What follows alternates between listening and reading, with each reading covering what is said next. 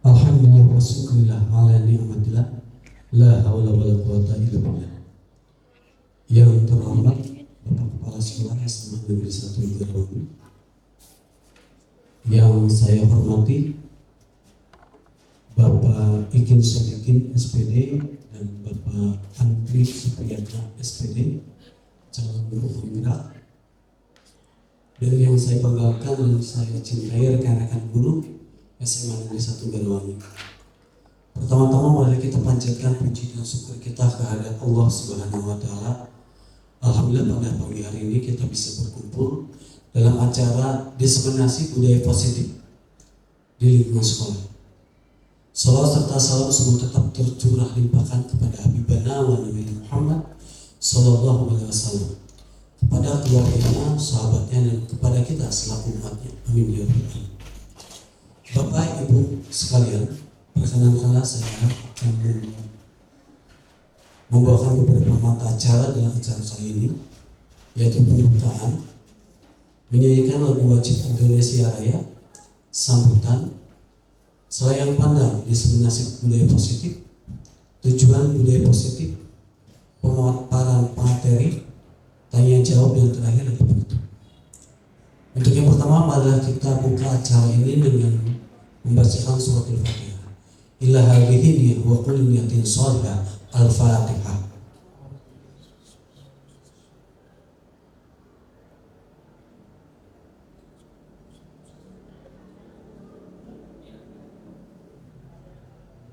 Amin.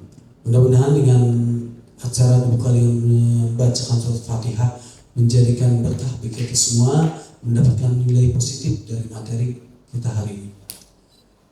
Acara selanjutnya yaitu menyanyikan lagu wajib Indonesia Raya. Kepada hadirin dipersilakan untuk berdiri.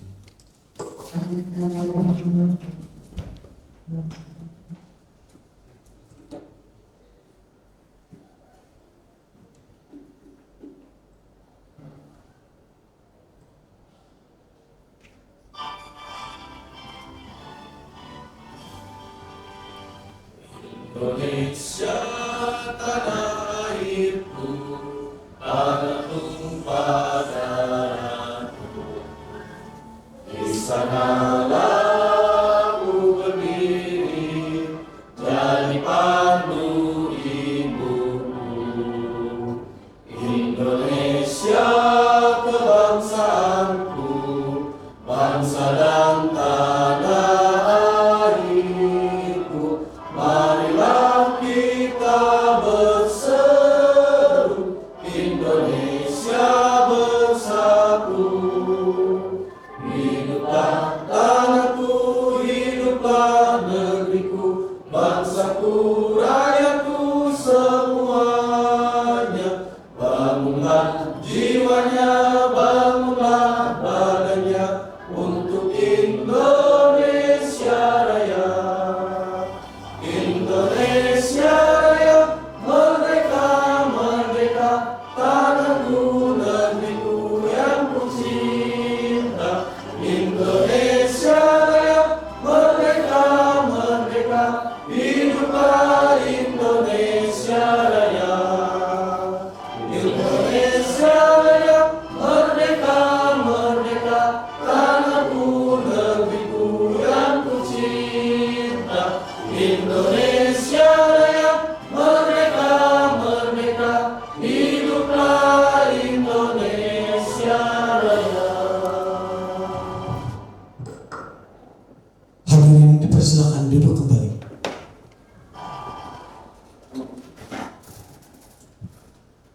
Acara selanjutnya sambutan dari Kepala Sekolah SMA Negeri Garawangi kepada Bapak Haji Indra Gunawan Suryono SSI, disilakan.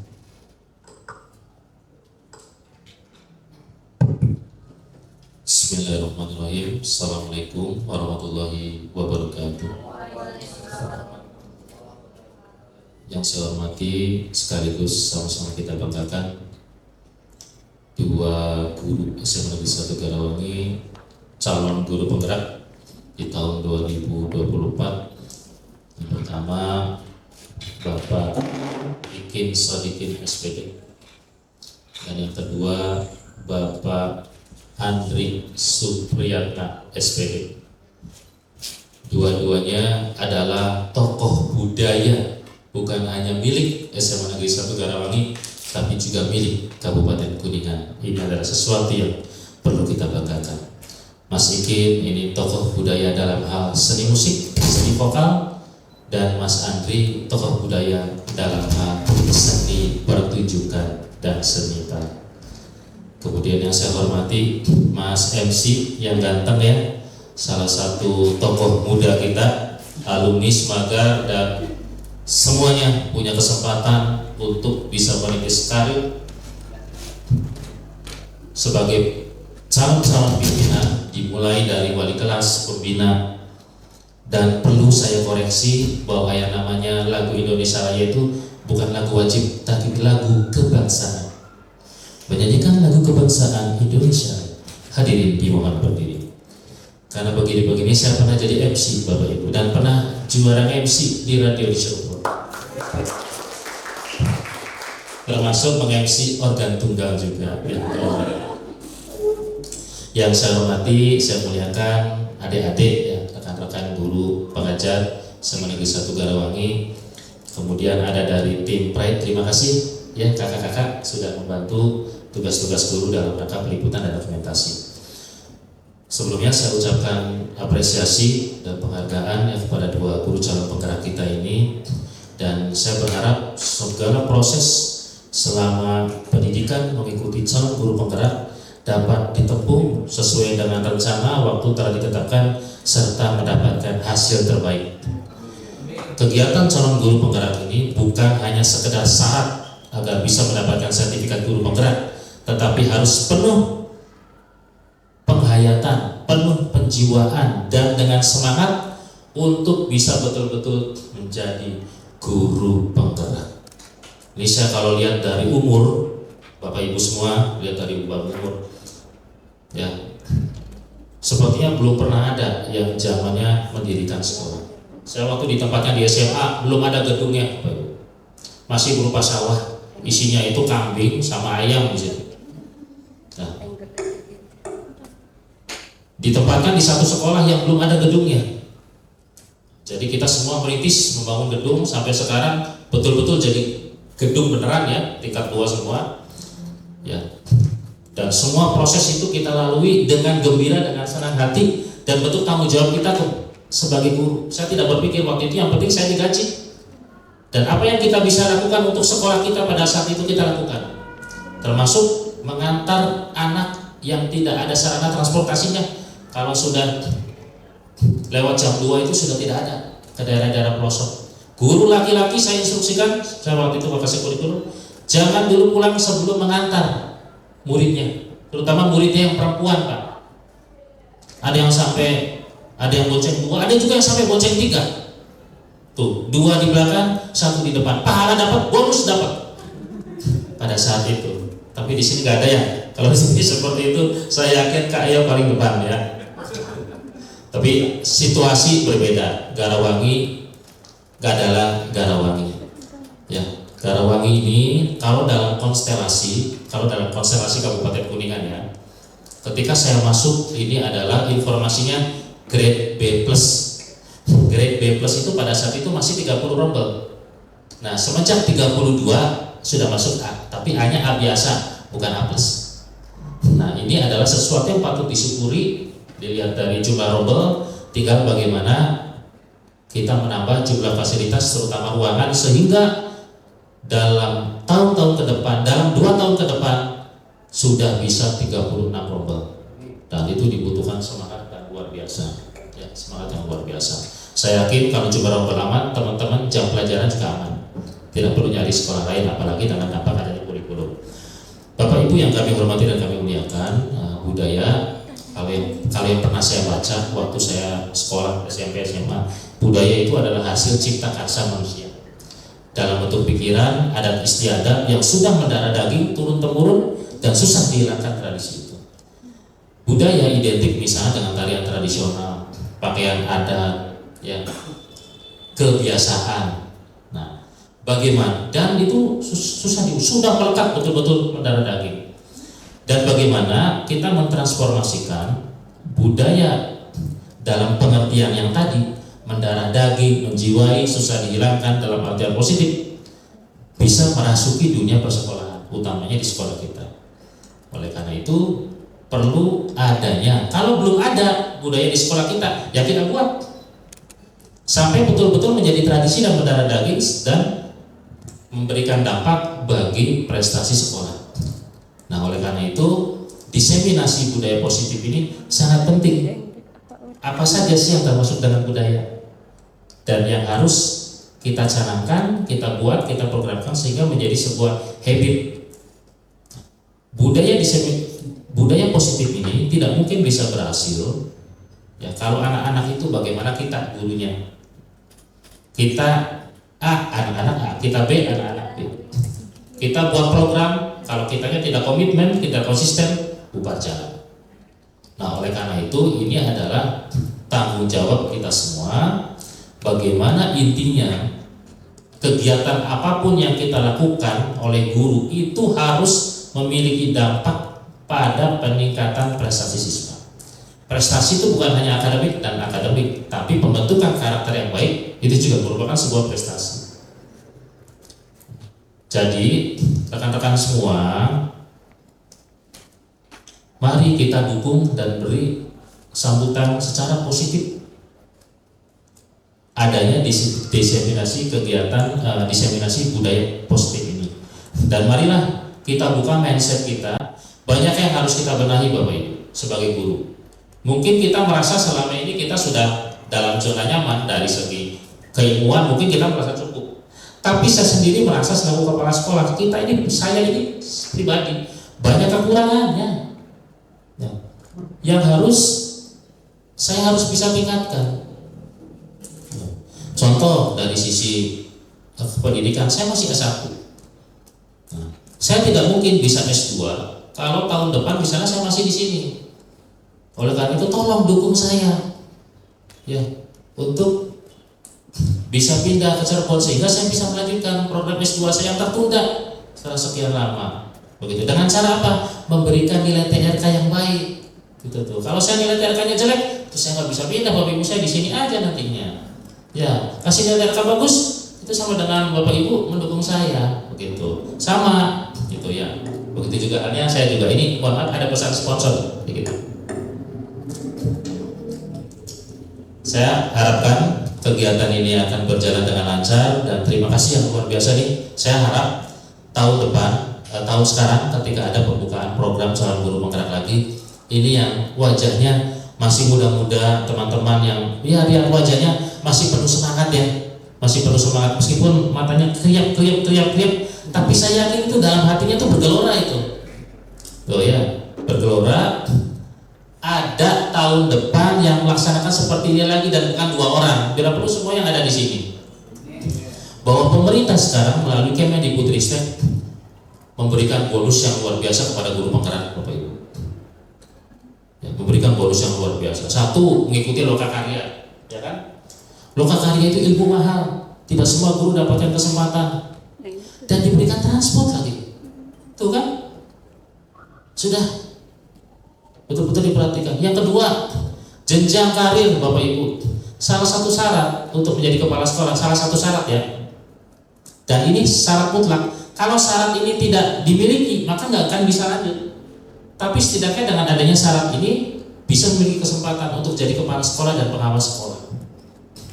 Kalau Bapak Ibu memiliki banyak, pengen tidak berkutat di satu sekolah, pengen melanglang buana, bisa merealisasikan ide-ide Bapak Ibu sebagai guru yang mungkin kalau posisi saya sebagai guru nggak bisa diterapkan karena saya bukan pembuat kebijakan. Ikut guru penggerak, bisa jadi kepala sekolah, bisa jadi pengawas sekolah. Apalagi pengawas sekolah bisa ditempatkan di Bekasi, Purwakarta. Ya. Rekan saya ada kepala sekolah yang ditempatkan di Sukabumi, dekat Pelabuhan Ratu. Itu luar biasa, tamasya Bapak Ibu tiap hari. Kalau kita ke sana kan berjam-jam, ya, tamasya bari rada itu Pak. Di tempatnya di mana? Kang Haji? Sukabumi, berapa ratu? Jangan takut. Toh Dinas Pendidikan Provinsi dan pimpinan kita pasti akan melihat bahwa kita ini adalah orang yang, kenapa kita mau jadi kepala sekolah dan pengawas sekolah? Karena kita bersedia di tempat yang di mana saja. Ya, daripada di Papua kan kayak tentara, loh kan? Nah, itu kan masih dekat dan nanti bisa kembali ke daerah asal jika telah mendapatkan memenuhi nilai tertentu dan masa kerja tertentu. Baik, Bapak Ibu semua, dengan membaca Bismillahirrahmanirrahim, kegiatan diseminasi budaya positif di sekolah oleh Bapak Ikin Sodikin SPD dan Bapak Andri Supriyatna SPD dengan mengharapkan berkah dan ridho Allah Subhanahu wa taala, dengan ini dinyatakan dibuka. Bismillahirrahmanirrahim. Terima kasih atas segala perhatiannya. Wabillahi taufiq wal hidayah. Assalamualaikum warahmatullahi wabarakatuh. Terima kasih kepada Bapak Kepala Sekolah yang telah membuka acara diseminasi budaya politik positif di sekolah. Mudah-mudahan kita dapat mengambil nilai positif yang telah diberikan. Selanjutnya itu selain pandang diseminasi budaya positif yang akan disampaikan kepada oleh Bapak Andri Supriyatna. Kepadanya disilakan.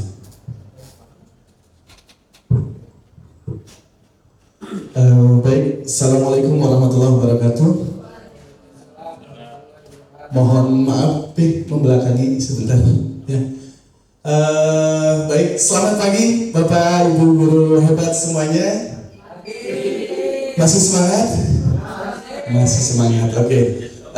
Sebelum nanti lanjut materi oleh Pak Ikin Sodikin, saya hanya ingin menyampaikan selayang pandang tentang diseminasi budaya positif. Sekali lagi, bukan kami berdua menggurui, bukan kami berdua lebih hebat dari Bapak Ibu guru semuanya. Hanya kebetulan saja kami berdua yang hari ini mendapat kepercayaan untuk mengikuti program calon guru penggerak ini, ya. Diseminasi budaya positif ini nanti akan disampaikan, ini terkait kita dalam menghadapi siswa-siswa kita atau murid-murid kita atau peserta didik kita yang nantinya paradigma kita akan lebih terbuka lagi. Kita tidak akan menjadi guru yang harus darah tinggi lagi untuk memarah-marahi anak, gitu ya. Ada cara lain untuk bisa menghadapi siswanya tanpa harus tensi tinggi, gitu. Mungkin itu selain pandang dari saya, gambaran sedikit untuk materi yang nanti akan kita bahas terkait kita sebagai guru dan bagaimana kita menghadapi siswa-siswa kita di era Gen Z ini, gitu ya. Di generasi Z ini, Alpha ya, malah sudah termasuk Alpha sekarang. Sudah beranjak dari Gen Z menjadi Gen Alpha sekarang. Ya, baik. Assalamualaikum warahmatullahi wabarakatuh. Masih semangat semuanya? Masih semangat semuanya? Oke. Jangan dulu ice breaking karena kita belum ngapa-ngapain. Nanti sekalian masih dalam rangka modul 1.4 diseminasi budaya positif. Seperti yang telah saya singgung tadi, selayan pandang dan tadi mungkin sudah mendapatkan cukup beberapa materi dari Pak Ikin Sodikin juga, ya. Dan kali ini saya akan menambahkan dan mungkin lebih mengulas ulang apa yang tadi disampaikan oleh Pak Ikin Sodikin terkait diseminasi budaya positif, khususnya untuk sekolah kita yaitu SMA Negeri 1 Garawangi. Baik, mungkin sudah kenal semuanya, Simpuring, atau saya Andri Supriyatna, dan saya sedang mengikuti program calon guru penggerak angkatan 11 dari SMA Negeri 1 Garawangi, Kabupaten Kuningan. Nah, mungkin ini sekilas ini pengajar praktik saya, Ibu Umaya, di program calon guru penggerak ini. Karena tadi sudah menyanyikan lagu Indonesia Raya, kita skip aja ya. Tapi masih ada di slide. Tujuannya sama. Dalam diseminasi ini itu menerapkan budaya positif dalam membentuk karakter murid yang nantinya dapat mengubah perubahan baru sehingga dapat menggerakkan komponen di kelas atau di sekolah ya. Tujuannya sama. Jadi untuk menggerakkan semua stakeholder yang ada di sekolah, baik itu murid atau peserta didik, baik itu guru juga, tim manajemen dan mungkin kepala sekolah, itu kita harus berkolaborasi ya. Harapan dari diseminasi budaya positif ini diharapkan menjadi pembelajaran untuk tempat untuk berproses, wadah untuk berdiskusi dan menumbuhkan rasa semangat satu dengan yang lain agar dapat menciptakan pribadi murid dengan kontrol penuh pada diri dan karakter yang kuat. Jadi seperti yang saya sampaikan, agar kita bisa saling berkolaborasi untuk menciptakan budaya positif yang ada di sekolah ya. Memang budaya itu luas, ada yang negatif, ada yang positif ya. Tapi kita bagaimana caranya untuk menciptakan sebuah budaya positif yang di sekolah tercinta ini, SMA Negeri 1 Garawangi, harapannya ya. Nah, budaya sekolah. Baik, tadi sudah disinggung juga. Mungkin sekarang saya mau bertanya lagi untuk mengulas kembali, apa sih budaya sekolah itu? Boleh? Ada yang ingin berpendapat? Boleh? Pak Dian, mangga Pak Dian.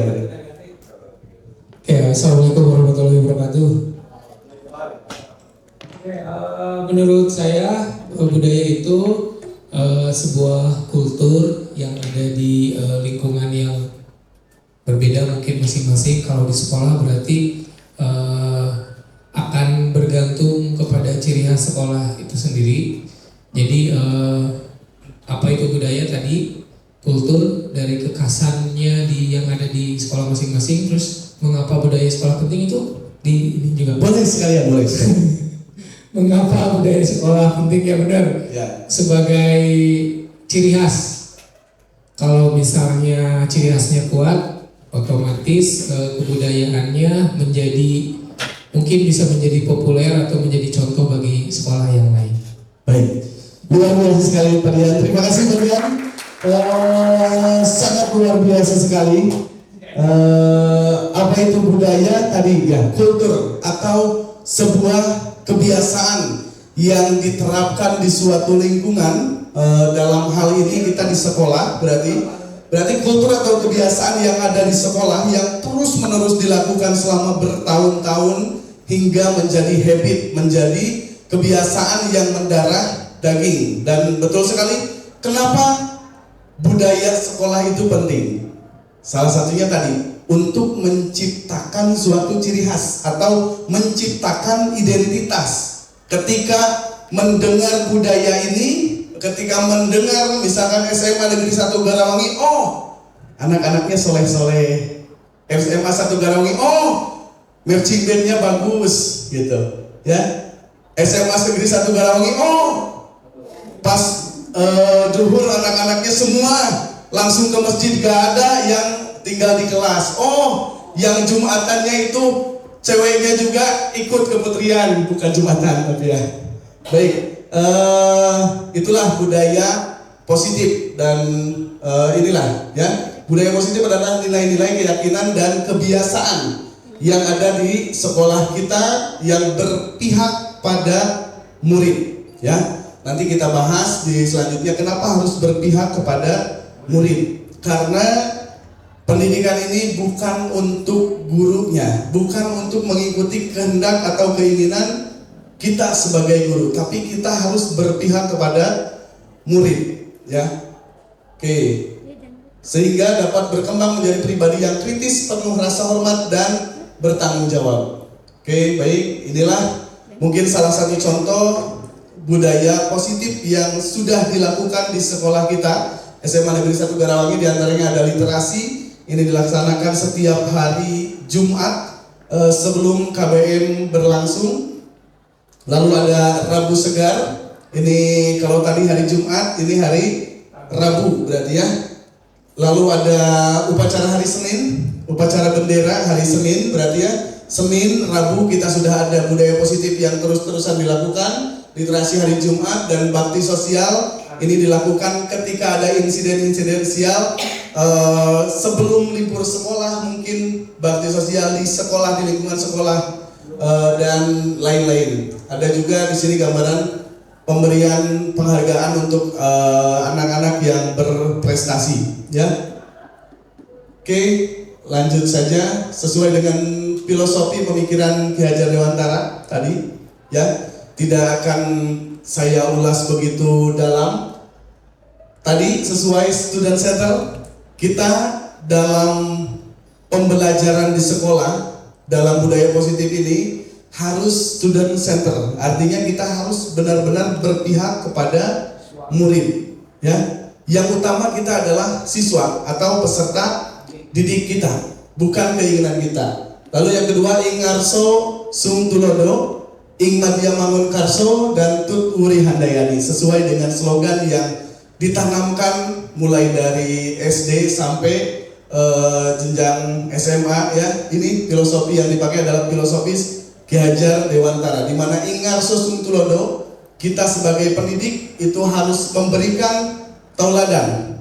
Di depan memberikan tauladan, dan pendidik selalu berada di tengah, ing madya mangun karso, ya. Selalu berada di tengah, terus memulai dan memotivasi. Itulah pendidik, ya. Di depan kita memberi suri tauladan, di tengah kita mendampingi dan memotivasi, dan tuturi handayani. Pendidik selalu mendukung dan mendorong peserta didik, ya. Jadi di belakang kita memberi dorongan terhadap siswa-siswi kita. Dan sesuai dengan kodratnya. Sesuai dengan kodrat di sini ada kodrat alam dan kodrat zaman. Kodrat alam itu berkaitan dengan minat dan bakat siswa. Tidak semua siswa itu berminat di pelajaran matematika, mungkin, ya. Tidak semua siswa juga berminat di pelajaran bahasa Sunda. Dan tidak semua siswa itu bisa berminat di olahraga. Maka kita harus benar-benar sebagai pendidik memposisikan sebagai murid yang menjadi titik fokus kita sesuai dengan kodratnya, kodrat alam dan kodrat zaman. Siswa atau murid zaman dulu ketika kita sekolah berbeda kondisinya dengan siswa atau siswi dengan saat ini kita sebagai pendidik, dan siswa zaman sekarang itu sangat berbeda sekali, kultur dan segala macamnya. Jadi kita harus bisa menyesuaikan dengan kodrat alam dan kodrat zamannya. Nah, yang paling utama kita sebagai pendidik itu hanya berkewajiban kepada siswa itu untuk menuntun, ya, untuk menuntun. Kata Ki Hajar Dewantara, kita menghadapi murid bagaikan kita menanam padi, ya. Ketika kita menanam padi, jangan harap kita akan panen jagung. Betul tidak? Betul, ya. Kenapa ketika kita menanam padi, kita jangan berharap kita memanen jagung? Karena menanamnya padi. Mungkinkah kalau kita menanam padi dari mulai melak, tandur, ya, sampai nanti panen, kita akan melimpah tidak panennya? Kira-kira mungkin akan melimpah dan mungkin akan gagal, ya. Mungkin akan panen melimpah dan mungkin akan gagal di sini. Kita hanya menuntun, ya, menuntun sesuai kodratnya. Kalau misalkan siswa atau padi tersebut, kita ibaratkan padi, ya, ketika terserang hama, apa yang kita lakukan? Kita sebagai petaninya Boleh? Membeli obat. Obatnya obat apa kira-kira? Obatnya sesuai dengan hama yang menyerangnya. Sama seperti murid. Ketika ada melenceng-melenceng, kita harus cari tahu mana obat yang tepat untuk menangani penyakit tersebut atau hama tersebut. Dan kita harus berusaha sekuat tenaga untuk membuat si padi tersebut panen dengan melimpah. Tapi kalau misalkan nanti setelah panen ternyata hasilnya tidak melimpah, itu salah petaninya apa salah padinya? Kira-kira petaninya salah tidak? Bisa jadi salah petaninya? Oke, bisa jadi salah petaninya, tapi tidak sepenuhnya itu salah petani. Karena kita sebagai petani itu sudah berusaha sekuat tenaga. Kalaupun nanti hasil panennya itu tidak melimpah, itu bukan salah petaninya, tapi mungkin salah bibitnya, mungkin salah tanahnya juga. Jadi kita sebagai guru itu bertugas hanya menuntun kodrat anak, bukan memaksakan anak untuk mame kudu bisa bahasa Inggris poe ayeuna keneh. Enggak, ya, karena tidak semua siswa, tidak semua peserta didik kita berminat terhadap pelajaran yang kita ampu. Oke, itu mungkin langsung saja di sini. Ini yang akan kita bahas, ya, dalam menumbuhkan budaya positif. Kita harus merubah paradigma dengan teori kontrol, lalu makna disiplin dan nilai-nilai kebajikan.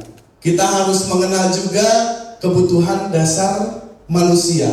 Setelah kita mengenal kebutuhan dasar manusia, oke, kita harus tahu juga apa sih motivasinya manusia itu bisa berperilaku.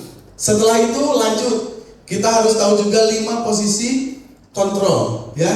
Lalu kita harus mempelajari tentang hukuman, konsekuensi, dan restitusi. Lalu kita membahas keyakinan kelas, dan akhirnya kita membahas segitiga restitusinya. Itu yang akan kita bahas hari ini. Oke, langsung saja. Perubahan paradigma teori kontrol. Ini yang harus dirubah adalah paradigma kita, di mana ini, ya, dimana coba ketika kita berparadigma, Padian, misalkan tadi ya, Padian, bisakah Padian mengontrol Bu Anggit? Bisa? Oke, kita coba, ya. Atau saya bisa tidak mengontrol Ibu Bapak? Saya mengontrol Ibu Bapak bisa tidak? Kira-kira Ibu Bapak bisa tidak dikontrol oleh saya? Kira-kira dengan permainan ini, coba. Saya sebagai B dan Ibu Bapak sebagai A, contohnya, ya.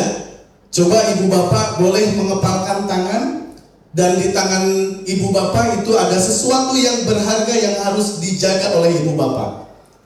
Kira-kira kalau misalkan saya mencoba, saya bertanya, boleh tidak saya lihat apa yang ada di tangan Ibu? Kenapa tidak? Karena boleh. Karena ini bersifat pribadi dan rahasia. Oke, rahasia. Boleh saya lihat apa yang ada di dalamnya? Tidak boleh. Tidak boleh. Kenapa? Karena ini sangat penting buat saya. Kalau saya beli 3 juta, Tidak bisa. tidak bisa juga. Tidak bisa. Oke. Tambah 500.000? Tidak bisa. Tidak bisa, masih tidak bisa, ya. Oke. Boleh saya buka? Apanya yang dibuka? Ternyata sudah saya buka. Ternyata saudara tidak masuk, saya sudah buka tadi. Oke. Terima kasih, ya. Ada juga yang membuka ternyata, ya, dari apa? Dari ya. Kenapa tadi bisa dibuka? Karena kita kalau memakai sesuatu kan harus pakai tangan kanan. Iya. Gitu. Akhirnya? Kalau pakai tangan kiri kan tidak sopan. Oke, akhirnya terbuka juga. Karena apa? Refleks keluar kendali, ya. Tapi sebetulnya ingin membuka tidak? Sebetulnya tidak ingin membuka. Oke, ya. Itu adalah gambaran dari siswa-siswi kita, peserta didik kita, ya. Jadi ketika siswa kita beri tanggung jawab, kita beri tugas, ketika kita minta siswa untuk memasukkan bajunya, misal, ya, ada saja yang tidak ingin memasukkan bajunya. Itu karena apa? Karena apa kira-kira? Ketika sudah ada aturan, misalkan ini berhubungan dengan aturan, mungkin ya nanti. Ketika siswa itu sudah jelas-jelas harus dimasukkan bajunya, tapi ternyata masih ada saja siswa yang tidak ingin memasukkan bajunya. Kira-kira karena apa? Adakah sesuatu yang bisa kita kontrol di situ? Tidak mau diatur? Atau ingin terlihat keren? Oke, bisa jadi seperti itu. Nanti kita bahas, ya. Oke, setelah ini, nah, perubahan paradigma kontrol, masih di perubahan paradigma kontrol, ini adalah sebuah ilusi yang terus membayang-bayangi kita, bahkan mungkin membayang-bayangi siswa, ya. Ilusi guru itu dapat mengontrol murid. Kenyataannya kira-kira benar tidak? Guru dapat mengontrol murid. 50-50, bahkan bisa 80-20, bisa jadi 80-20. Artinya kenyataannya seorang guru itu tidak dapat mengontrol semua murid, ya. Lalu penguatan positif itu efektif dan bermanfaat. Ketika kita menceramahi siswa, kira-kira napal deh 50-50 atau bahkan 99 berbanding 1 bisa jadi, ya. Dan ternyata itu sekali lagi itu hanya ilusi, itu hanya berlaku secara jangka pendek saja. Lalu kritik dan membuat orang merasa bersalah itu dapat menguatkan karakter. Ternyata benar tidak? Kritik, kita mengkritik, kita memarahi siswa, kita membuatnya merasa bersalah, itu benar-benar bisa membuat karakter siswa itu menjadi meningkat. Betul tidak? Tidak. 50-50 lagi. Oke, siap. Ternyata tidak efektif juga. Orang dewasa memiliki hak untuk memaksa. Tidak. Buktinya anak saya saja yang masih kecil tidak bisa dikontrol, ya. Yang sudah mempunyai putra mungkin, ya, itu masih kecil.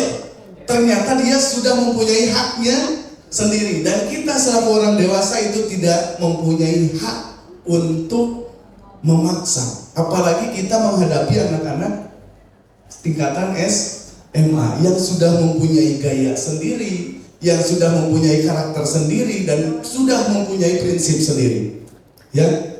Oke, kita lanjut lagi. Nah, ini dia, masih di perubahan paradigma teori kontrol, teori kontrol, ya.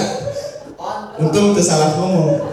Oke, stimulus respon, realitanya kebutuhan kita sama, betul tidak? Kebutuhan Bunda Gaya dengan Bu Ninti kira-kira sama tidak? Berbeda, ya. Ternyata berbeda. Semua orang melihat hal yang sama. Oke, bisa saja semua orang bisa melihat hal yang sama, tapi kenyataannya setiap orang memiliki gambaran yang berbeda. Ya. Kita mencoba mengubah orang agar berpandangan sama dengan kita. Ya, kenyataannya kita harusnya berusaha memahami pandangan orang lain tentang dunia. Jadi jangan samakan persepsi anak dengan persepsi kita. Justru kita yang harus memahami apa yang diinginkannya. Apa sih yang dipikirkan oleh siswa tersebut, gitu ya. Perilaku buruk dilihat sebagai suatu kesalahan. Justru kita harus rubah. Semua perilaku itu memiliki tujuan. Ya, anak minggat itu pure kesalahan anak atau mungkin ada motivasinya untuk minggat? Ada tujuan, ada motivasi anak. Tidak semata-mata anak minggat itu karena ini hayang we minggat. Enggak, ya pasti ada motivasi dari dirinya sendiri gitu. Ya, orang lain bisa mengontrol saya. Ya, tadi yang kita lakukan. Ternyata yang dapat mengontrol diri saya sendiri adalah siapa? Diri saya sendiri. Ya, tidak bisa dikontrol oleh orang lain. Kalaupun bisa dikontrol oleh orang lain, itu hanya sementara. Dan nanti kita bahas juga di 3 perilaku motivasi perilaku manusia. Oke, kita lanjut saja. Makna disiplin dan nilai-nilai kebajikan. Oke, apa sih makna disiplin? Boleh? Ada Pak Ari? Disiplin adalah suatu sikap atau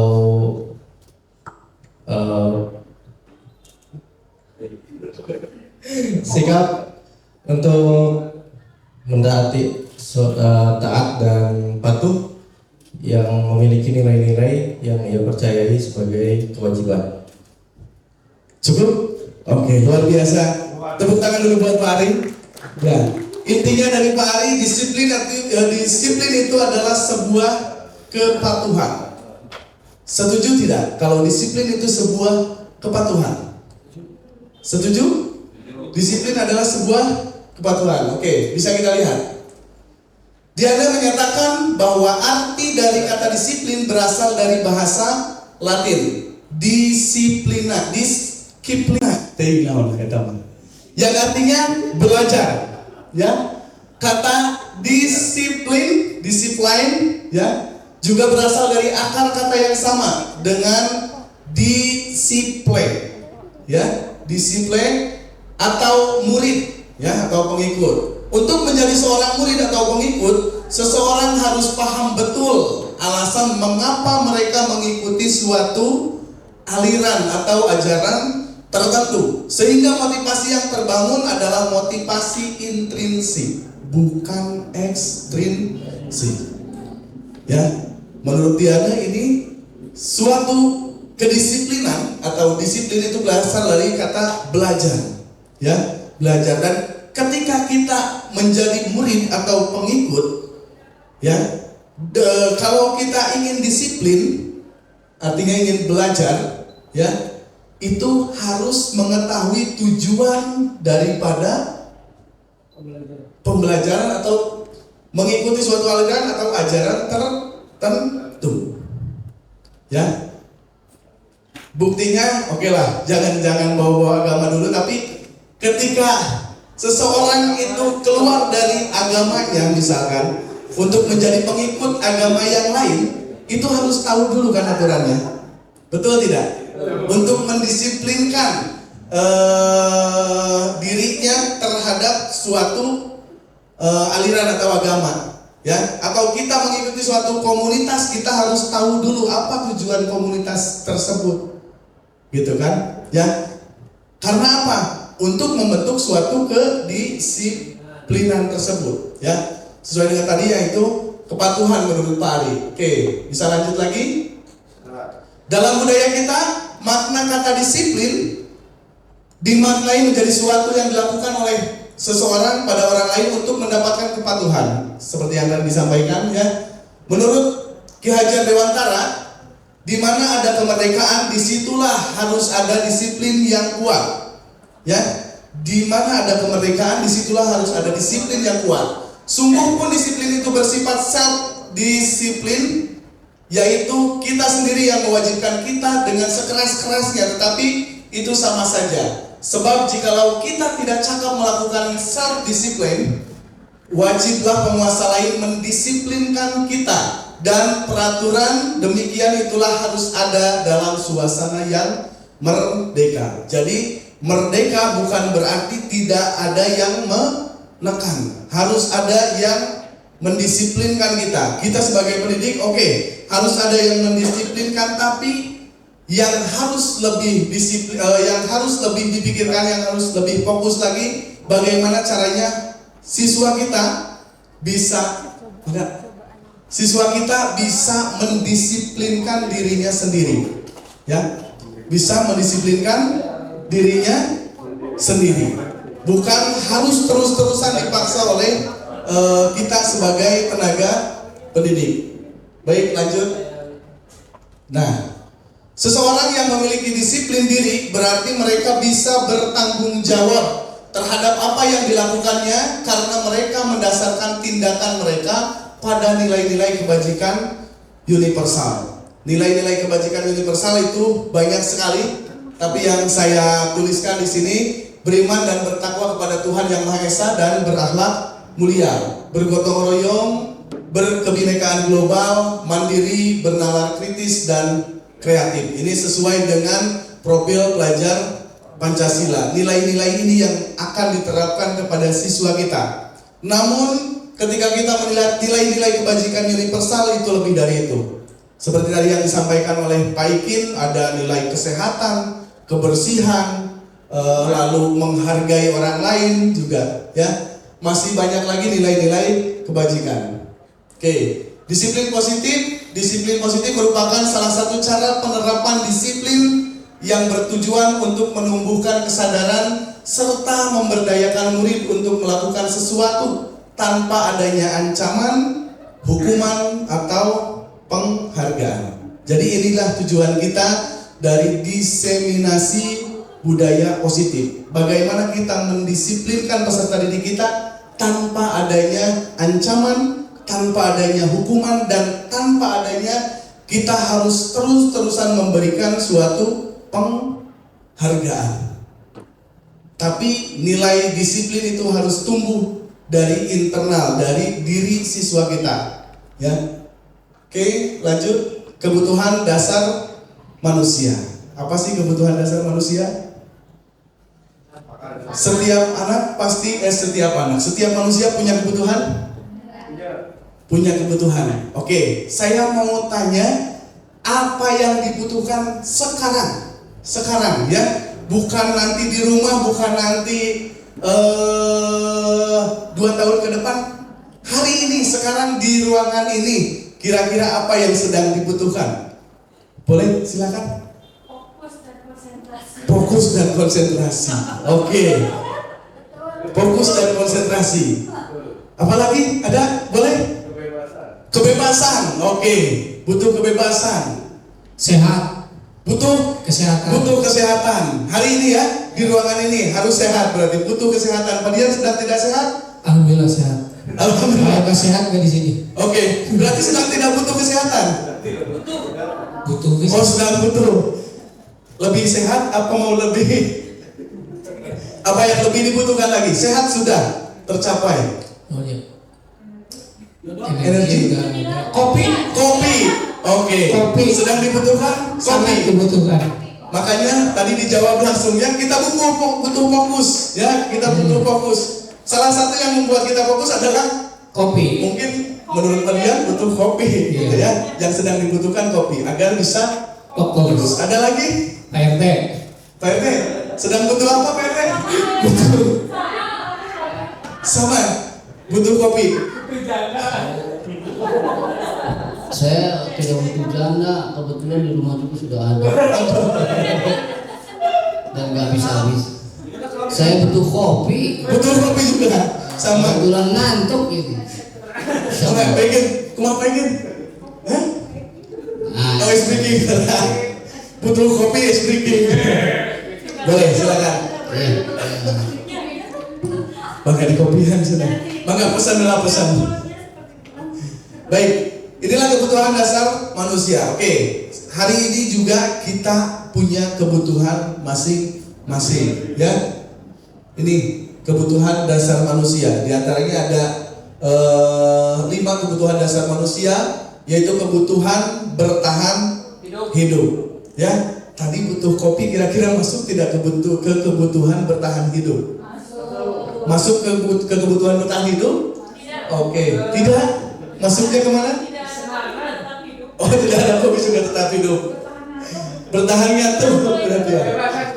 Oke, kasih sayang dan rasa diterima. Setiap orang pasti sesekali pernah merasakan butuh kasih sayang dan rasa diterima. Oke. Lalu ada penguasaan, ya, atau penghargaan akan kemampuan. Lalu ada kebebasan dan kesenangan. Ya, ini adalah 5 kebutuhan dasar manusia yang harus dipenuhi. Ya, nanti kita akan bahas kenapa seseorang itu bisa marah-marah, kenapa seseorang itu bisa uring-uringan. Mungkin ada 1 di antara 5 kebutuhan ini yang belum terpenuhi. Selanjutnya lagi dulu, mari kita identifikasi masalah berikut. Oke, ini salah satu contoh kasus ya. Bimo seorang anak kelas 1 selalu berlari keluar kelas menuju jalan raya di depan sekolahnya yang ramai dengan kendaraan. Tingkahnya membuat guru Bu Ani bingung dan seringkali lari mengejarnya. Nah, ada beberapa kemungkinan jawaban yang diberikan Bimo. Identifikasi kebutuhan yang ingin dipenuhi oleh Bimo. Jika respon Bimo seperti di bawah ini adalah apa? Kalau misalkan ternyata Bimo ketika ditanya menjawab, aku bosan belajar mewarnai terus di dalam kelas. Kira-kira butuh apa sih si Bimo ini? Butuh kebebasan. Ya, butuh refreshing mungkin. Lalu aku senang main kejar-kejaran dengan ibu guru, seru katanya. Kira-kira kebutuhan apa? Kebutuhan kesenangan, ya, karena dia ingin sesuatu yang seru, gitu. Karena dia merasa seru kalau dia kejar-kejaran dengan ibu gurunya, berarti dia membutuhkan rasa kesenangan. Ibu kejar aku karena ibu guru sayang aku. Butuh kasih sayang anak tersebut berarti ya. Aku hebat kan bisa bikin ibu guru kejar aku. Dia butuh penghargaan atau penguasaan, ya, butuh penguasaan. Oke, sudah paham ya 5 kebutuhan dasar. Jadi seseorang itu bisa melakukan suatu tindakan bisa berbagai kemungkinan, ya. Mungkin dia berkebutuhan ini, mungkin dia berkebutuhan itu. Dia hanya ingin bersenang-senang saja karena dia hanya ingin merasa lebih bebas. Mungkin juga dia kurang kasih sayang di rumahnya, kurang diakui oleh teman-temannya mungkin, ya. Itulah 5 kebutuhan dasar manusia. Mana yang lebih efektif? Hukuman bagi pelanggar atau reward bagi yang menyelesaikan tugas? Boleh? Silakan. Mana yang lebih penting? Hukuman bagi pelanggar atau reward bagi yang mengerjakan tugas? Oke, silakan. Boleh acungkan tangan? Boleh. C, menurut saya reward karena secara tidak langsung ketika ada reward otomatis termotivasi bagi yang lainnya untuk segera menyelesaikan tugas lebih cepat. Oke. Ada pendapat lain? Boleh, silakan. Dua-duanya tidak efektif. Dua-duanya tidak efektif. Kenapa? Kenapa? Karena kalau untuk reward itu jadi nanti anak meminta reward terus setiap tugas gitu. Jadi terbiasa. Jadi terbiasa. Jadinya nantinya kebiasaan atau habit. Kalau tidak ada reward tidak akan mengerjakan. Kalau tidak ada reward tidak akan mengerjakan. Oke, tepuk tangan dulu buat Pak Dian dan Pak Ari. Luar biasa sekali jawabannya. Kenapa? Mana yang lebih efektif, hukuman bagi pelanggar atau reward bagi yang menyelesaikan? Oke, boleh kita lanjut dulu. Ini ada 3 motivasi perilaku manusia, ya. Sekali lagi ada 3 motivasi perilaku manusia. Di antaranya yang pertama itu manusia bertindak atau mengerjakan atau melakukan sesuatu itu untuk menghindari ketidaknyamanan atau hukuman. Mungkin saja siswa bertindak itu hanya sekedar menghindari hukuman saja. Tidak betul-betul ingin mengerjakan PR, tidak betul-betul ingin mengerjakan tugas, tetapi hanya ingin menghindar dari hukuman saja. Ya, ada juga siswa mengerjakan PR hanya untuk mendapatkan imbalan dari orang lain atau institusi. Ya, jadi anak mengerjakan tugas itu hanya sekedar ingin dipuji saja, mungkin hanya ingin diberi penghargaan saja oleh gurunya. Bisa jadi tidak? Bisa jadi. Ya, karena bagi yang mengerjakan tugas hari ini misalkan kata gurunya, silakan bisa istirahat lebih cepat. Jadi Pak cepat dan bukan betul-betul mengerjakan. Hanya ingin apanya saja? Ingin cepat-cepat istirahatnya saja, ya. Dan yang ketiga ada motivasi perilaku manusia untuk menghargai dirinya sendiri, menjadi insan sesuai dengan harapan kita. Ada anak yang mengerjakan tugas, mengerjakan PR itu benar-benar karena dia ingin menghargai dirinya sendiri, karena dia sebagai pelajar, ya tugas saya harus belajar dan harus mengerjakan tugas. Kira-kira mana yang intrinsik dan mana yang ekstrinsik, atau mana yang internal dan mana yang eksternal? Yang mana saja? Sudah ada di sana mungkin ya. Oke. Yang satu dan kedua itu motivasi eksternal, di mana dia akan melakukan sesuatu kalau ada, gitu. Ya, dia akan melakukan sesuatu kalau ada apanya, gitu.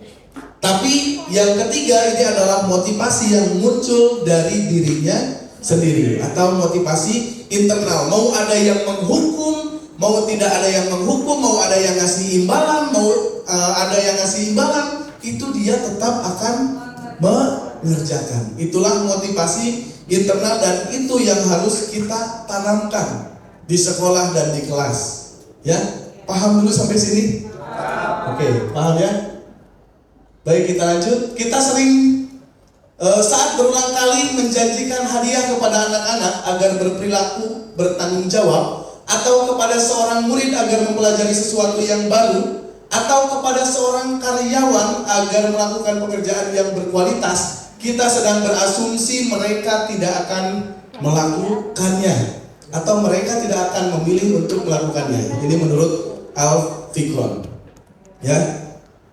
Ketika kita sering memberikan imbalan, ketika kita sering memberikan reward, maka seseorang akan berketergantungan terhadap rewardnya. Jadi tidak benar-benar ingin mengerjakan sesuatu, tapi hanya ingin mendapatkan imbalan saja, ya, atau reward. Boleh lanjut? Nah, akhirnya ketika kita sering menggunakan reward atau imbalan terhadap sesuatu hal, maka akhirnya kita akan dihukum sendiri oleh penghargaan tersebut. Dan akhirnya efeknya ini, ya, penghargaan tersebut tidak efektif. Dan penghargaan tersebut bahkan akan merusak hubungan. Mungkin tidak? Bisa jadi. Bisa jadi. Contohnya, ada yang bisa menggambarkan kenapa sih penghargaan bisa merusak hubungan? Ada mungkin yang bisa memberikan contohnya? Ya, mungkin yang dapat penghargaan, merasa bahagia, sedangkan yang tidak berarti merasa iri, mungkin kayak gitu. Ya. Oke. Akhirnya yang tidak pernah merasakan penghargaan tersebut akan menjadi anak atau menjadi seseorang yang bodoh amat. Ya, urang mah datara menang penghargaan, da urang mah teu bisa. Akhirnya dia dengan kita merasa bodoh amat. Keun we dajang si itu baik penghargaan lagi, akhirnya bakal merasa seperti itu. Ya, penghargaan mengurangi ketepatan. Yang tadinya kita akan mengajarkan sesuatu, menyampaikan sesuatu, akhirnya tidak tepat lagi. Ya, tidak tepat lagi kita benar-benar menyampaikan sesuatu. Kita hanya memberikan pelajaran tentang ini, kalau kamu bisa saya kasih imbalan, gitu aja. Ya, jadi tidak tepat lagi apa yang akan kita sampaikan. Penghargaan menurunkan kualitas, penghargaan mematikan kreativitas juga, penghargaan itu akan menghukum diri kita sendiri. Ya, oke, bisa dilanjut lagi? Sudah masih ngantuk? Masih butuh kopi? Bentar lagi ya. Asli itu butuh kopi. Oke. Pengaruh jangka pendek dan jangka panjang. Penghargaan efektif jika kita menginginkan seseorang melakukan apa yang kita inginkan itu hanya sekedar jangka pendek. Masih bisa efektif tapi hanya sekedar jangka pendek. Jika jangka panjang itu yang akan terjadi tadi, akan ketergantungan. Dan jika kita menggunakan penghargaan lagi dan lagi, maka orang tersebut akan berketergantungan, bergantung pada penghargaan yang diberikan. Tadi ya, saya dibahas. Jika kita mendapatkan penghargaan untuk melakukan sesuatu yang baik, maka selain kita senantiasa berharap mendapat penghargaan tersebut lagi, kita pun bisa menjadi tidak menyadari tindakan baik yang kita lakukan. Ya, seperti tadi, dia mengerjakan PR. Ketika dia mengerjakan PR karena imbalan, dia tidak memikirkan lagi apa yang dia kerjakan. Hanya ingin mendapatkan imbalan dan imbalan, ya. Baik. Nah, apa yang kita lakukan ketika anak melanggar peraturan sekolah? Mari kita nonton film dulu sebentar. Saya sudah tahu film ini. Sudah tahu? Oke, gak apa-apa. Ada yang belum tahu? Ibu sudah pernah bilang kan sama kalian semua, kalau ibu sengaja mengambil jam pertama untuk mata pelajarannya ibu, untuk melatih kalian disiplin. Kalian tahu kan peraturannya ibu? Kalau ibu tidak akan mulai pelajaran kalau masih ada yang terlambat. Kalian ini apakah? Hah? Tidak ada yang mau dengar kah? Kenapa masih ada yang terlambat? Kayla mana? Kayla di mana? Pokoknya ibu sudah bilang, ibu tidak akan mulai pelajaran kalau ada yang... Maaf gak terlambat. Kayla, sini kok. Apa lagi alasanmu Kayla? Hah? Ketiduran kau lagi? Macet kau! Anu bu, begini bu. Mentong kau Kayla, biang kerok. Gara-gara kau, kita semua hampir tidak belajar. Mentong ini, hukum saya bu. Sudah. Jangan lagi ada yang lempar. Kayla duduk kok. Tapi ingat kok besok, kalau kau masih terlambat begini, ibu tidak akan mulai pelajaran lagi.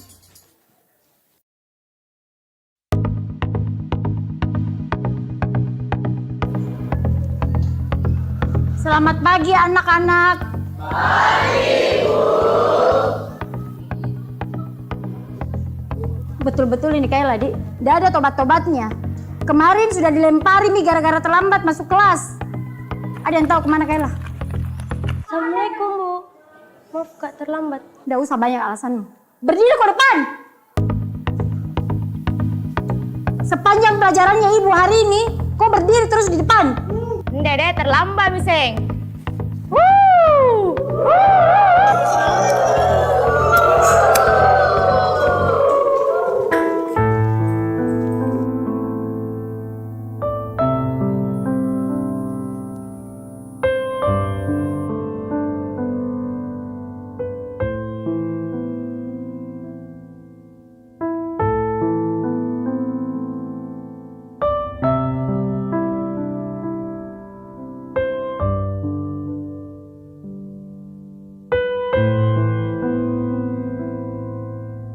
Sudah 1 jam lebih Mini Kayla tidak datang. Kira-kira ada yang tahu kemana Kayla? Mungkin hari ini tidak masuk Ibu, karena takut dikasih surat ke orang tuanya.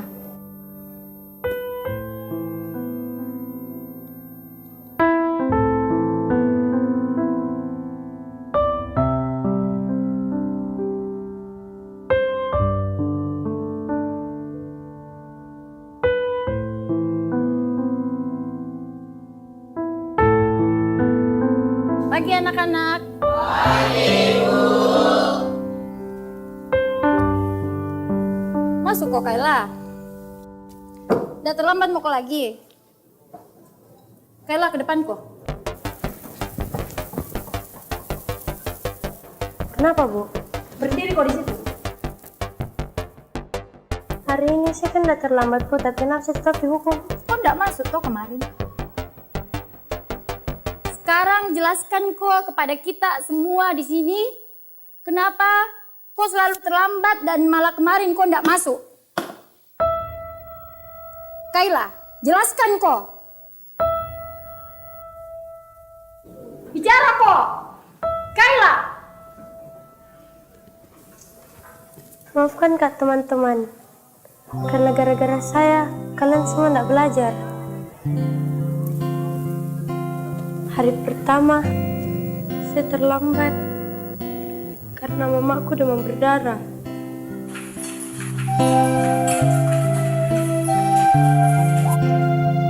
Harus keantar ke rumah sakit sebelum saya ke sekolah.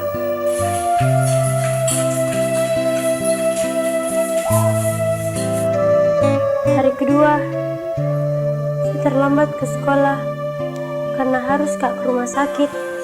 Suapin makan dulu mamaku, baru saya ke sekolah. Hari ketiga kemarin, saya tidak masuk sekolah.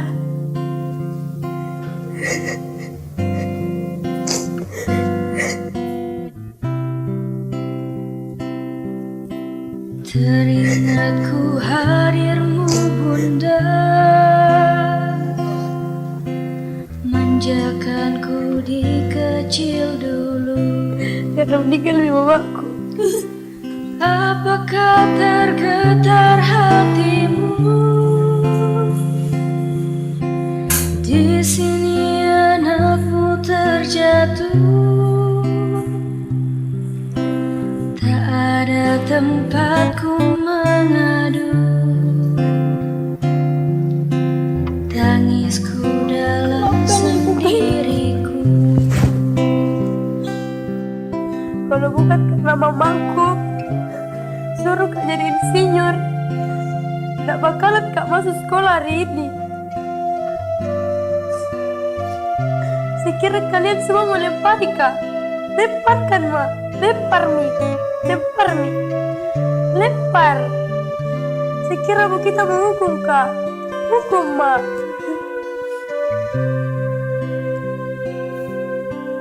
Apakah tergetar hatimu? Di sini anakmu terjatuh. Rinduku hadirmu oh bunda. Tidurkanku dalam pelukmu. Ada yang ingin memberi tanggapan kira-kira apa yang tadi dapat ditangkap dari film tersebut? Boleh? Ada siapa? Pak Juli yang sudah nonton duluan tadinya.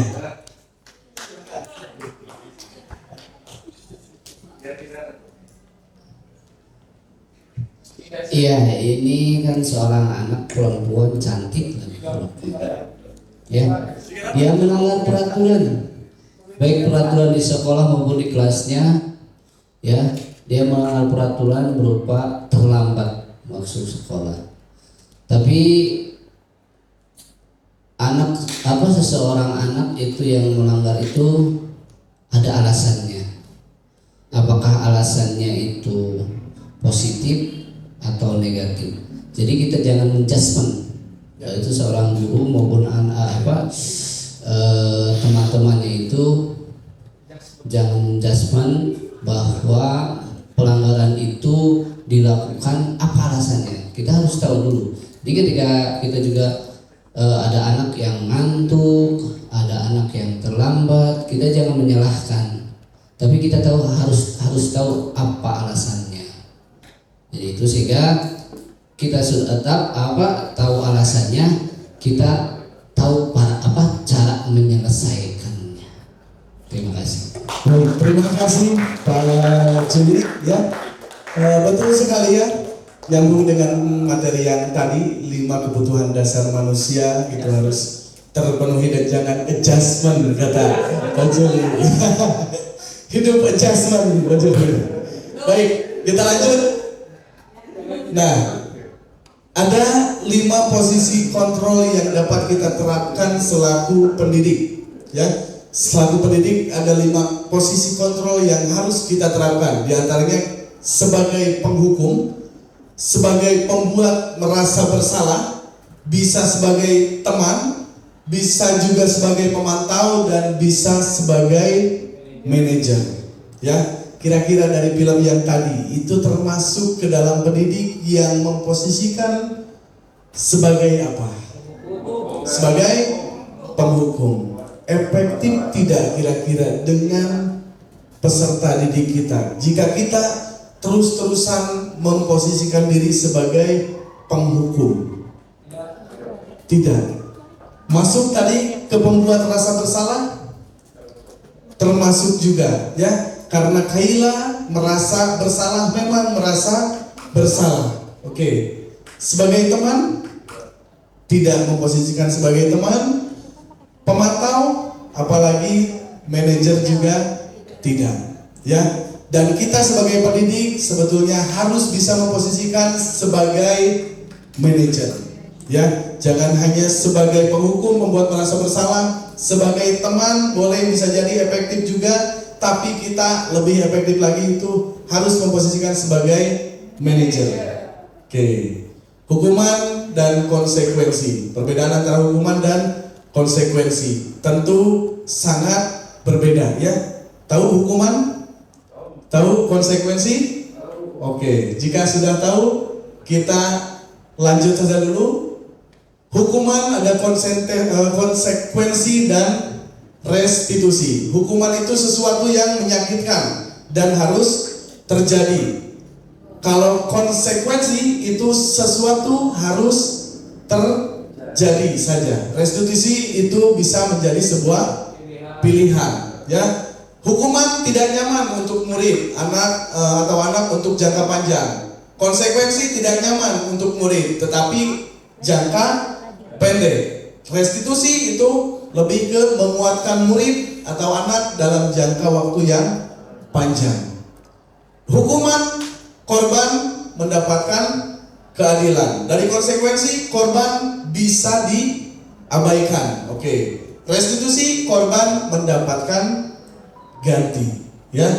Dari hukuman, murid atau anak akan tersakiti. Konsekuensi, murid atau anak dibuat tidak nyaman. Kalau restitusi, murid atau anak mendapatkan penguatan. Jadi tidak disakiti, hanya kita kuatkan. Oke, kita lanjut kembali. Nah, ini hukuman, konsekuensi dan restitusi masih negatif. Awas kalau dilakukan lagi, nanti awas kamu. Itu bahasa dari yang negatif ya. Itu biasanya dilontarkan ketika kita memberikan hukuman. Jika dinetralkan, lakukan apa yang saya lakukan. Itu biasanya di konsekuensi itu ya. Lalu ketika kita dialihkan lagi menjadi lebih positif, apakah hal ini yang sesungguhnya ingin kamu lakukan? Misalkan ketika ada pelanggaran, itu tidak men-adjustment gitu ya. Tidak men-adjustment kata Pak Juli. Jadi tidak hanya di-adjust gitu ya. Apakah hal ini yang memang ingin kamu lakukan? Misalkan ya, kita tanya dulu itu. Dari hukuman itu dampaknya pada murid bisa marah, bisa merasa bersalah, bisa juga rendah diri, dan bisa juga mengasingkan diri. Itu dari hukuman. Ketika dari konsekuensi, bisa kehilangan hak atau waktu jeda seorang diri, atau time out, atau penahanan. Kalau restitusi, murid anak tidak kehilangan waktu, namun bersemangat untuk memperbaiki diri karena kita kuatkan. Nanti kita bahas ya. Oke, di restitusinya. Nah, ini tadi karena sudah dibahas oleh Pak Ikin Sodikin ya. Inilah contoh-contoh yang merupakan termasuk mana konsekuensi, mana hukuman. Mencatat 100 kali dalam buku kalimat, saya tidak akan terlambat lagi karena terlambat ke sekolah. Itu merupakan suatu konsekuensi, ya. Lari mengelilingi lapangan basket 2 kali karena terlambat hadir di sekolah. Itu konsekuensi atau hukuman? Hukuman, ya. Kita sudah bisa membedakan antara konsekuensi dan hukuman. Baik, lanjut saja. Keyakinan kelas. Sebelum kita lanjut nanti ke restitusi, kita harus membuat suatu keyakinan kelas. Apa itu keyakinan kelas? Kira-kira apa perbedaannya antara keyakinan, peraturan, dan kesepakatan kelas? Ada yang mau berpendapat? Dari sini belum ada yang belum ada yang berpendapat, silakan. Boleh. Peraturan, keyakinan, dan kesepakatan. Kalau nggak salah mah ya, Kalau nggak salah berarti peraturan kelas mah yang bikinnya itu satu pihak. Kalau kesepakatan kelas itu 2 pihak. Kalau misalnya bisa murid dengan guru. Kalau misalnya keyakinan kelas itu nilai-nilai yang bisa diambil dari kesepakatan dan peraturan kelas. Baik, luar biasa, Bu Anggit. Tepuk tangan dulu buat Bu Anggit, ya. Kalau peraturan kelas itu dibuatnya sepihak, ya, betul tadi ya. Kalau kesepakatan kelas itu dibuat 2 pihak antara siswa dan guru, ya. Kalau tadi peraturan itu hanya datang dari guru atau dari sekolah saja, dan siswa harus mengerjakan. Kalau kesepakatan itu dibuat oleh siswa dan guru, disepakati bersama-sama dan dilakukan bersama-sama. Kalau keyakinan kelas itu lebih ke nilai-nilainya, ya, lebih ke nilai-nilai global yang harus diyakini oleh siswa-siswa baik di kelas atau di dalam lingkungan sekolah. Bahkan ketika dia sudah bisa menerapkan keyakinan kelasnya, dia akan terus membawa keyakinan kelas tersebut terhadap dunia di luar lingkungan sekolahnya juga. Baik, keyakinan kelas adalah nilai-nilai kebajikan atau prinsip-prinsip universal yang disepakati bersama secara universal, lepas dari latar belakang suku, negara, bahasa maupun agama, ya. Menurut Gosam, suatu keyakinan akan lebih memotivasi seorang dari dalam atau intrinsik. Seseorang akan lebih bersemangat untuk menjalankan keyakinannya daripada hanya sekedar mengikuti serangkaian peraturan. Oke, bisa lanjut dulu. Nah, membentuk keyakinan kelas. Keyakinan kelas bersifat abstrak dari peraturan, ya, yang lebih rinci atau dan konkret. Keyakinan kelas berupa pernyataan-pernyataan universal. Pernyataan keyakinan kelas senantiasa dibuat dalam bentuk positif, ya. Jadi ketika kita membuat peraturan, kira-kira bahasa peraturan itu apa sih? Bahasa peraturan itu gimana? Dilarang, ya. Dilarang membuang sampah sembarangan. Dilarang menggunakan sepatu berwarna ketika masuk ke lingkungan sekolah. Dilarang ini, dilarang itu, ya. Itu bahasa sebuah peraturan. Namun berbeda dengan keyakinan kelas, itu lebih ditarik ke arah yang positif. Dari tadi yang dilarang buang sampah sembarangan, ketika dipositifkan itu menjadi apa kira-kira? Buanglah sampah pada tempatnya. Ketika dilarang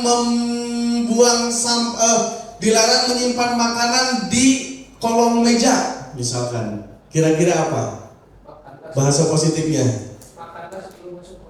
Makanlah sebelum masuk kelas. Oke, kita lanjut. Ini pembuatan keyakinan kelas. Kalau saya putar ini 14 menit, jadi tidak akan memungkinkan.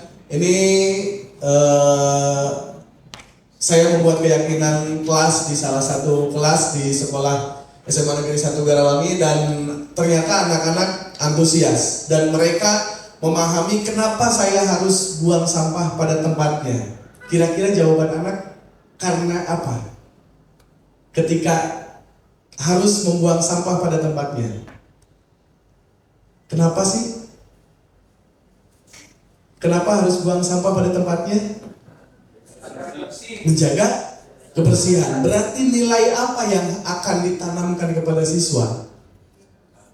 Nilai kebersihan, nilai kesehatan juga, tanggung jawab juga, keindahan juga, dan nilai-nilai itu yang harus dipahami oleh siswa. Bukan hanya siswa itu ngerti, saya jangan buang sampah sembarangan, iya ngerti. Tapi dia nggak tahu esensinya apa, kenapa sih nggak boleh buang sampah sembarangan. Justru kita giring ke arah yang lebih positif, kita tahu nilai-nilainya. Kita harus menjaga kebersihan. Kenapa harus menjaga kebersihan? Supaya bersih, supaya sehat, supaya indah, supaya nyaman juga dalam belajar. Seperti itu, ya. Ini keyakinan kelas dan kita lanjut.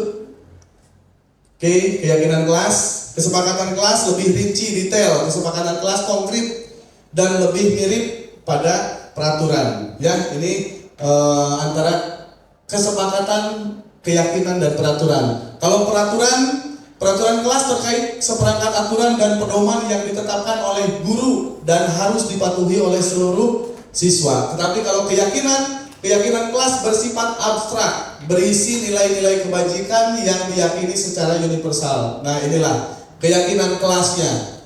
Hormati gurumu, tidak berkata kotor, terus sopan santun, saling menyayangi, saling menolong, lalu fokus belajar. Seperti itulah keyakinan kelas. Tidak yang melarang, dilarang ini, harus ini, tidak. Tapi lebih ke kata-kata yang positif. Itulah keyakinan kelas, ya. Lanjut. Nah, ini keyakinan kelas, peraturan kelas dan lingkungan positif itu akan membentuk suatu budaya positif. Sesuai dengan diseminasi hari ini, kita akan membahas budaya yang positif. Salah satunya tadi sudah kita bahas. Untuk membuat suatu budaya yang positif, kita harus mulai dari tahu dulu kebutuhan dasar manusia, tahu dulu motivasi perilaku manusianya apa saja, dan keyakinan kelasnya kita sampaikan dulu. Maka kita akan secara otomatis kita akan membuat budaya yang positif. Oke? Nah, inilah pembentukan keyakinan kelas, sama ya. Tadi ini adalah hasilnya keyakinan kelas. Nah, ini segitiga restitusi. Segitiga restitusi ini suatu cara supaya kita sebagai guru tidak lagi menderita darah tinggi karena sering marah-marah di kelas, sering marah-marah terhadap anak. Kita coba dengan segitiga restitusi ini, ya, diantaranya validasi tindakan salah, lalu menstabilkan identitas dan menanyakan keyakinan. Jadi ketika ada pelanggar, kita harus menstabilkan identitasnya dulu. Bagaimana caranya ketika ada pelanggar? Mungkin kita harus bandingkan dengan diri kita sendiri. Kita juga pernah melakukan kesalahan, ya. Ketika kita berbicara dengan siswa, ketika dengan pelanggar, nah, memang kamu salah, tapi Bapak juga pernah melakukan kesalahan. Bukan kamu saja yang melakukan kesalahan. Bukan berarti setelah kamu melakukan kesalahan ini kamu tidak bisa lagi berteman dengan orang lain. Kamu akan bisa berteman lagi. Jangan merasa sendiri, ya. Setelah itu validasi kesalahannya. Kira-kira bagaimana sih? Apa sih kesalahan kamu itu? Kenapa sih kamu bisa melakukan kesalahan tersebut? Di situ anak akan bercerita. Maka kita bakal tahu apa sih yang dibutuhkan oleh siswa tersebut. Kalau kita sudah tahu apa yang dibutuhkan oleh siswa tersebut, gampang kita mengarahkannya. Ya, makanya kita harus tahu 5 kebutuhan dasar manusia itu. Ketika kita merestitusi, ketika kita memvalidasi tindakan salah, kita bakal menemukan solusi dari apa yang dibutuhkan oleh anak tersebut. Oh, ternyata anak tersebut butuh kebebasan. Oh, ternyata anak tersebut hanya ingin bersenang-senang saja, kurang senang di kelasnya, kurang resep, kurang seru di kelasnya. Kita bisa berkolaborasi dengan guru-guru yang mengajar di sekolahnya untuk, oh, ternyata ini evaluasi dari anak. Anak itu bisa ini, bisa begini, bisa begitu karena di kelasnya kurang seru. Ternyata Kang di kelasnya kurang bebas misalnya. Ya, berarti gurunya yang harus terus memperbaiki dari segi 3 restitusi. Setelah itu meyakinkan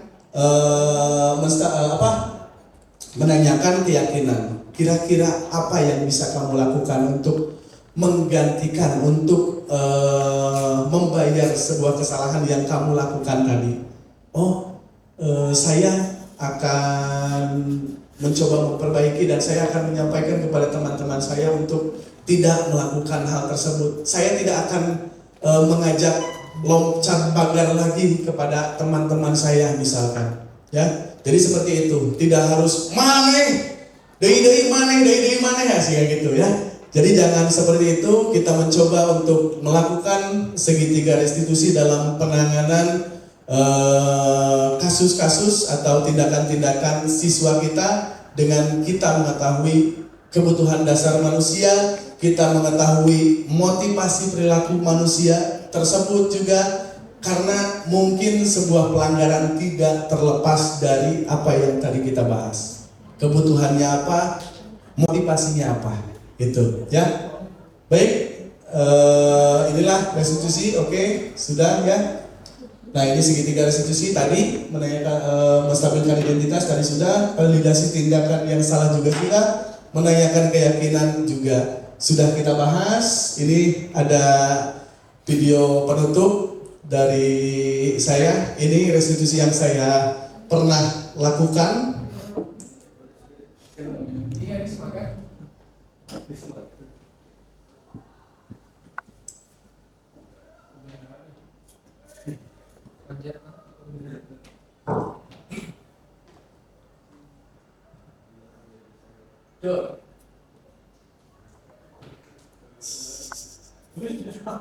Nah, tidak ada.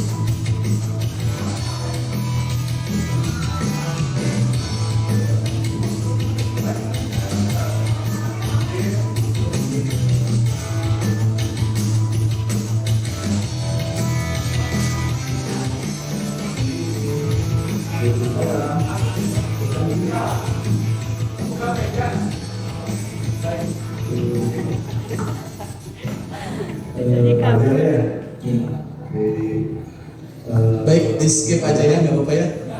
Oke, biar tidak uring-uringan karena kebutuhannya sudah memasuki ke ranah kebebasan dan bertahan hidup juga. Oke, ini penerapan segitiga restitusi. Jadi ketika ada pelanggaran tidak langsung ditindak di tempat, tidak langsung dimarahi di tempat, justru saya ajak ngobrol dulu apa kebutuhannya, kira-kira kita gali dulu dari anak tersebut biar kita tidak salah menentukan suatu tindakan. Oke. Nah, kenapa restitusi itu penting? Kira-kira kenapa? Supaya tidak darting. Oke. Lanjut aja ya. Gak apa-apa, kebutuhannya sudah berbeda. Nah, oke. Bagaimana diseminasi hari ini? Boleh silakan di scan. Ya. Sudah. Silakan bisa memberikan tanggapan kalau sudah terbaca barcode-nya, dan terima kasih sudah mengikuti diseminasi hari ini. Mudah-mudahan ke depan kita bisa berkolaborasi bersama agar kita bisa menerapkan budaya positif di sekolah kita tercinta ini, SMA Negeri 1 Garawangi, dan mudah-mudahan kita sebagai pendidik tidak lagi menderita sakit kepala karena pelanggaran-pelanggaran yang dilakukan oleh siswa-siswa kita. Kita lebih bisa lagi menghadapi siswa dengan kepala yang dingin. Terima kasih. Sakitul wabarakatuh. Bila taufiq wal hidayah. Wassalamualaikum warahmatullahi wabarakatuh.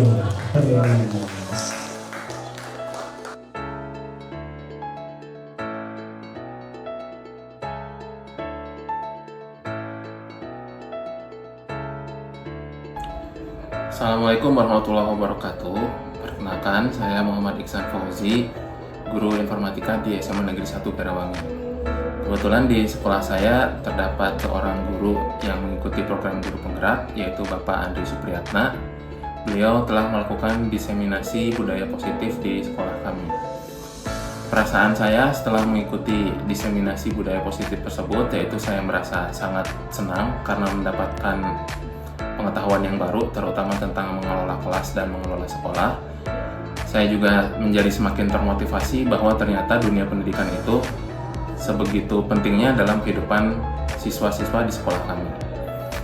Kemudian untuk harapannya, saya berharap saya juga dapat menularkan semangat dan motivasi dari Bapak Andri Supriyatna dalam mengikuti kegiatan program guru penggerak, terutama ketika memberikan diseminasi budaya positif mengenai teori kontrol, ya, bagaimana menciptakan suasana kelas yang positif dan juga bagaimana membuat siswa tersebut termotivasi dan menjadi siswa yang memiliki kepribadian yang baik.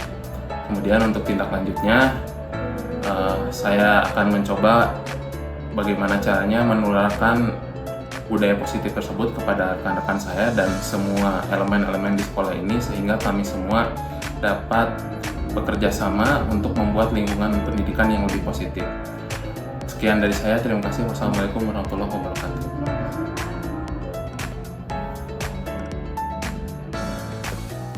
Assalamualaikum warahmatullahi wabarakatuh. Saya Indra Gunawan Suryono, Kepala SMA Negeri 1 Garawangi, Kabupaten Kuningan. Saya sangat berbangga dan berbahagia berikut juga dengan seluruh tenaga pendidik dan kependidikan beserta para siswa yang ada di sekolah kami dalam menampilkan salah satu calon guru penggerak dari sekolah kami, guru kebanggaan kami, Bapak Andri Supriyatna SPD, yang baru saja telah melakukan diseminasi kegiatan pengibasan budaya positif di sekolah. Alhamdulillah, dari guru-guru yang lain ikut tergerak dan sangat antusias untuk mengikuti kegiatan diseminasi tersebut. Dan dalam kegiatan diseminasi tersebut, guru-guru yang lain aktif, kemudian proaktif, dan kita banyak melakukan diskusi. Dan salah satu keberhasilan Bapak Andri Supriyatna SPD adalah mampu memberikan paparan, kemudian memancing respon ataupun umpan balik dari rekan-rekan guru yang lain. Kami harapkan bahwa hasil dari diseminasi budaya positif yang telah dilaksanakan oleh Bapak Andri Supriyatna SPD betul-betul menjadi titik tolak untuk bisa menumbuhkan budaya positif secara kontinu dan berkelanjutan, bukan hanya pada saat ini, tapi juga di masa-masa yang akan datang, untuk bisa meningkatkan human well-being dari peserta didik SMA Negeri 1 Garawangi, sehingga tercapai mutu peserta didik yang semakin meningkat dari tahun ke tahun, dan terciptanya sebuah tradisi baik atau sebuah budaya positif yang baik yang betul-betul menjadi tradisi mutu di sekolah kami tercinta. Selamat untuk Bapak Andri Supriyatna SPD. Semoga dengan adanya kegiatan ini betul-betul bisa meningkatkan mutu di sekolah kita tercinta. Terima kasih. Wabillahi taufiq wa hidayah. Assalamualaikum warahmatullahi wabarakatuh.